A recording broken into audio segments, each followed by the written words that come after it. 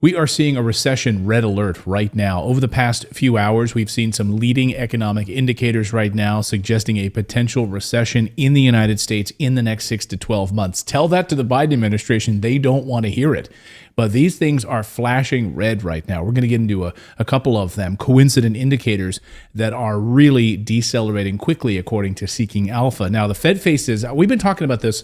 If you've been watching the show for any length of time, we've been talking about how the Fed is facing a really difficult choice right now.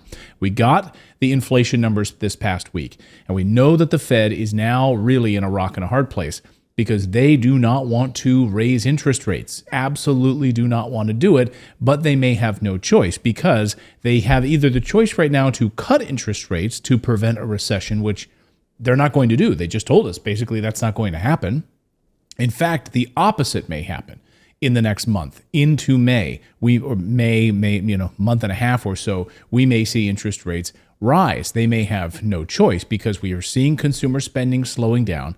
We're seeing the trouble in the commercial real estate market right now. We're seeing a huge amount of layoffs of Americans being laid off in the United States. And we saw, of course, the Tyson Chicken Foods story, which is unbelievable, being replaced with illegal immigration to fill those quarters for manufacturing right now. And we're seeing that across the board right now. So real layoffs, slowdown in consumer spending. People are not buying things as much as they were. And we're also seeing interest rates not going down. So where we thought we would see maybe a boom in housing, a boom of consumer spending, Wall Street excited about bigger margins, not happening. In fact, now, because of these interest rates slow down, that we're not going to see these cuts, Wall Street, which had anticipated bigger margins, of course, now it's going to have to revise those numbers down. So the Fed is facing this really difficult moment right now between cutting interest rates to prevent a recession or risk this resurgence of inflation. Again, if the Fed cuts rates and inflation surges, it could lead to a huge financial crisis. And there are a couple of big indicators right now. Again, consumer spending is slowing down significantly. People just don't have the money. Consumer debt is exploding. Credit card debt has accelerated to a level we haven't seen before. I mean, I don't need to tell you, there's so many videos right now floating around on TikTok and other places of 20-somethings saying they can't afford their rent. The rent has ballooned so significantly now they're having to choose between eating and paying rent.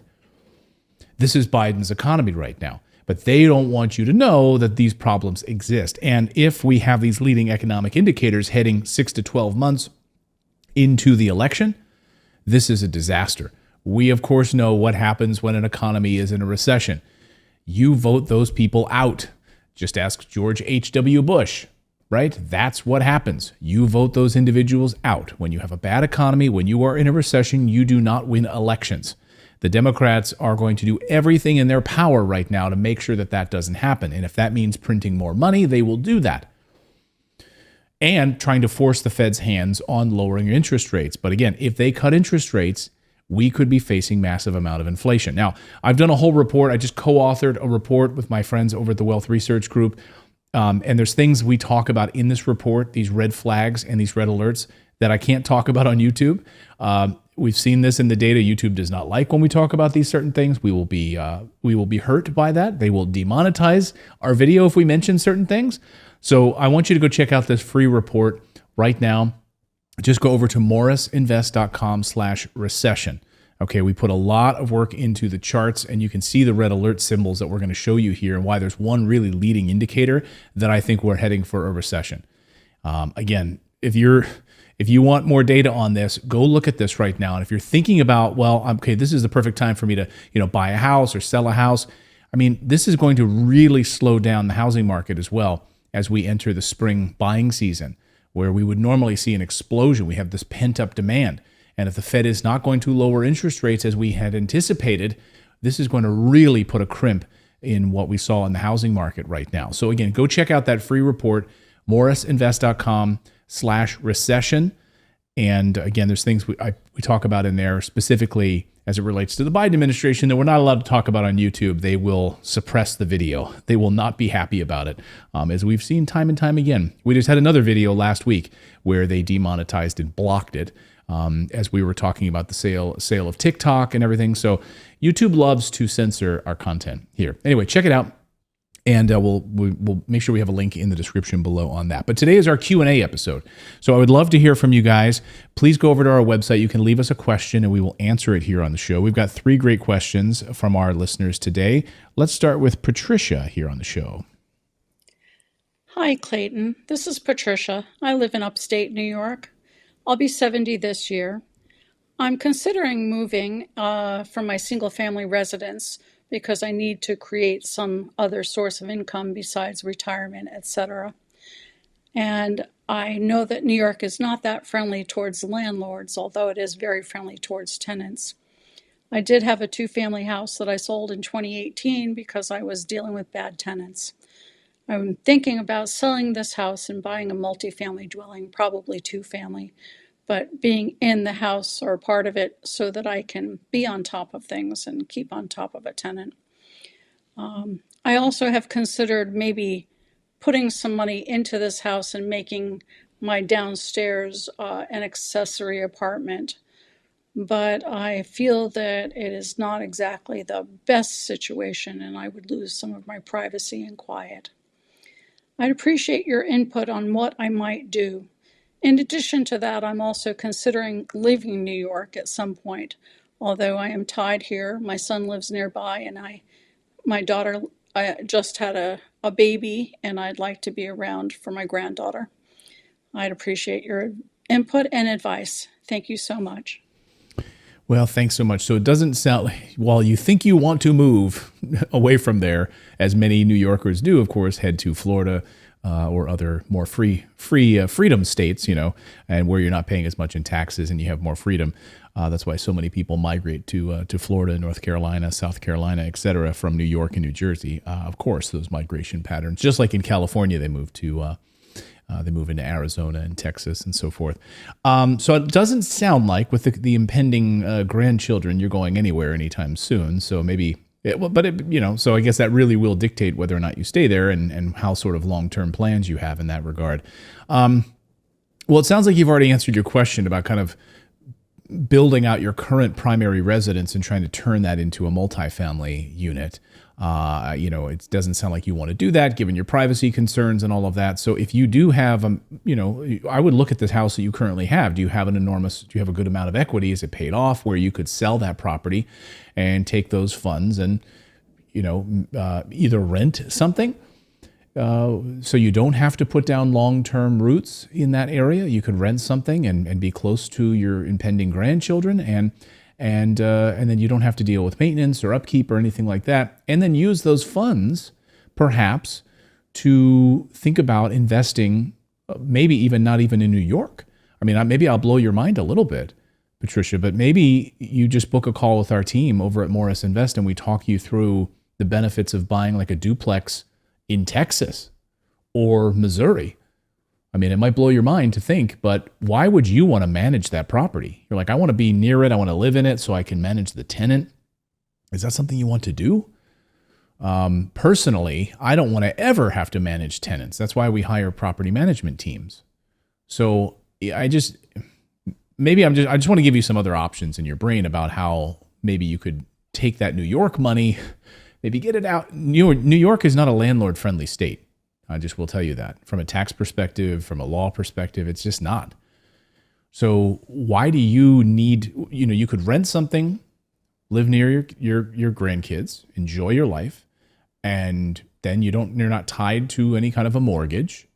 And if you want to move to Florida, you want to move somewhere else, you have that freedom to do that. But then also taking that money that you would have from that primary residence, you're selling it, you're probably going to make some good money. Could you reinvest that into multi-properties in another state? Again, I bring this up on the show all the time because that's what I do. We build new construction properties in Texas and Missouri with our team from Sedera Wealth. We've been doing that for many years. And they're in the best school districts. They're in the most landlord-friendly states. And each of those houses is about $50,000 for a down payment, $50,000 to $55,000, $60,000 for a down payment. And then it's financing the rest of it. The brand new construction in the best school districts, fully managed, cash flowing, and with about an minimum 18% internal rate of return. and you can buy a duplex, single family, whatever you want. So it depends on how much money you get from the sale of that other property. You could end up buying like 3, 4, 5 properties and have it fully taken care of for you. And then you can live and enjoy your life in New York with your grandkids. And then if you want to move, you can. And then you always have those great properties that you don't have to manage, and they're out of your hands and managed with a great team. Again, I'm just saying it may make sense for you in that way. But if not, if you want to be really hands-on and you want to manage a tenant and you want that life for yourself, that's totally up to you. Again, I don't know about New York and why. I just don't know what the prices are there, and I don't know what the return on investment is. So you say New York. New York is a big place, and if upstate New York, et cetera, there are a lot of things to consider. What are the rents there? What kind of a property can you get in a good location where you can live there and feel happy and safe and secure, but also have a great place for a tenant to live? So a lot of things to consider. I just would make sure we have a full bunch of videos on our website, Patricia, for you to go through if you do want to do that, to really understand your numbers, okay? Really understand your ROI and what you're investing in and how all of those numbers make sense. So please go through our website and do those formulas and figure all of that out for yourself. But just some things, I hope I gave you some things to think about, okay? Maybe you don't have to buy something in New York. Maybe you could rent, and then you could use those funds from the sale of that property to reinvest in other places in a much more landlord-friendly environment. Again, this would be the advice I'd give my family members. So I'm not just giving this advice to you. And this is frankly what I do. I lived in New Jersey. I don't want to invest in New Jersey. I lived in New York City. I didn't invest in New York City. I invested in, the Midwest. So this is the exact advice I would give family and friends. So great question though, and good luck to you. And please follow up with us. And again, book a call with our team. We'll be happy to help you for free and just walk you through the process and point you in the right direction, even if we don't work with you. We don't care. So thank you for that. All right, here's another one from Jared. Hi, Clayton. My name is Jared Oschenbein. I live in Oregon, but I'm investing in Arizona. I'm doing the rent by room model, and my question revolves around cost segregation. Sure, everybody's seen in the news lately about the 100% bonus depreciation coming back, but that's not what my question is. The question is, what, if any, software or remote cost segregation tools have you used, or potentially any of your listeners have brought up that you've seen work? I'm currently investigating SegStream, and any information on this would be helpful. It's just a single family home, so spending a few $1,000s to get a cost seg, probably not something I'd want to do, but I'm curious if anybody has used any remote software or averages cost seg easy, and if they've worked for tax purposes. Thank you. Well, thanks so much for the question. Personally, we work with cost segregation companies, so we don't do DIY cost segregation. You can. Let me just say this. Yes, you can save money by doing a DIY cost segregation analysis. You can use software like KBKG, which is a residential cost segregator. You can use like Titan Echo, which is another one, or like SegStream, SEG. And some of these are targeted more towards accountants and CPAs. You can use them as well. Remember, though, you're still going to have to do a field study. So you're still going to, of course, have to go to the property, assess the building components manually. You'll do that. The cost segregation software helps you put it all together and create reports. And the only thing I will say is, again, there are some pros and cons, right? The pro is that you will save some money, right? Because cost segregations can be costly. They can cost a few $1,000s depending on how you're doing it. And very often we waited for a number of years until we had a number of rental properties before we even hired a cost segregation engineer to fly in. He flies in, he did like 8 of our properties at one time in one or 2 days, stays in a hotel, and you pay for that. But then, of course, the savings that you get as a result of it are huge, right? You're accelerating that depreciation much earlier in the life cycle of that property, so you're getting all of that, additional bonus depreciation accelerated because of that. But again, you need to be careful though, because it can be extremely time consuming. And there are a lot of different guidelines and rules that you need to follow. And if you make a mistake on it, you can really shoot yourself in the foot from an IRS and tax perspective. So Additionally, they can be costly. Like if you make these mistakes, they can actually really be costly. So depending on whatever software, I haven't used the one you mentioned. Frankly, I haven't used any of these. These are just ones that I know are pretty popular. And again, I talked to our CPA team about this. They are more targeted towards CPAs and accountants, of course, because they assume that someone maybe working for you is going to be using them in some capacity. So maybe the learning curve is going to be a little bit more difficult there. But again, I just want to repeat, the software doesn't do all of the work for you. You're still going to have to go to the property. You still have to do a field study based on the building components manually, all of those things. They will simply help you create those reports. So your mileage may vary though. So I'd be interested to hear how you do. And if you use that software you mentioned, again, the ones that I mentioned, KBKG, I always have to try to remember that, KBKG, SegStream and Titan Echo are ones that I know people have used and talk about. So let me know how you guys handle that. And I'd love to hear a follow-up phone call in a few months if you guys decide to go the DIY route on that property. All right, our next question comes to us from the Netherlands and Rudolph. Hey Clayton, this is Rudolph from the Netherlands. I'm an artist and I don't have steady income. My question is, can you buy a house on the name of an association? And is it possible to get a mortgage on to purchase a house on the name of an association? Or are there ways to get finance for this in the Netherlands? I hope you know something about this. Thank you. Ciao. Oh, Rudolph, I wish I did. I honestly just visited the Netherlands a few months ago, but I know nothing about the housing market in the Netherlands. I cannot speak to that. I wish that I could. Buying a house in the Netherlands in the name of a company or an association, I really don't know. I would assume you probably can. You can do that in most European countries. You can buy homes in the name of your company, or you can buy homes in the name of a company.